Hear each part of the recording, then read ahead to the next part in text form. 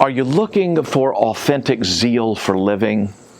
Well, are you ready for some good news? Though the stress and isolation of pandemic can bring spiritual malaise, there is authentic energy for life in Christ. Everyone I meet seems tired. We have more time to rest and are resting less. Like this cute post I saw. Someone said, "Dear sleep, I'm sorry I hated you when I was a young child.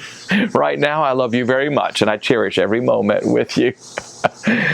I preached recently on the conversion of Saul of Tarsus, the famous Apostle Paul. In Philippians, Paul, describing his pre-Christian life, wrote, "As to zeal, a persecutor of the church." And that Greek word zelos doesn't describe random energy. It is purposeful passion. Before he met Christ, Paul was energized by the hate of Christ and his followers. So it's possible to be artificially fueled by a deception that not only hurts others, but also in time is self-destructive. We mustn't confuse the energy that Jesus calls abundant life with counterfeits. Real zeal for living comes from the life creator alone. The story of Saul's conversion is fascinating on many levels. He grew up as the prized student of the famous Rabbi Gamaliel. Saul was brilliant, persuasive, and exalted in religious and political circles. He went to Damascus with papers authorizing him to arrest Christians. He was passionate about his purpose. He wanted to stamp out Christianity.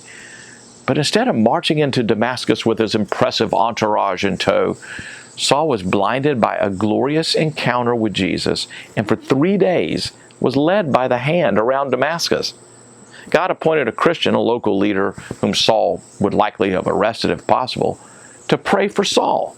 Scales fell from the zealous Pharisees' eyes, and immediately he proclaimed Jesus in the synagogues and went around saying, "He is the Son of God."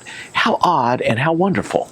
Saul of Tarsus lost all the things that previously made him feel alive.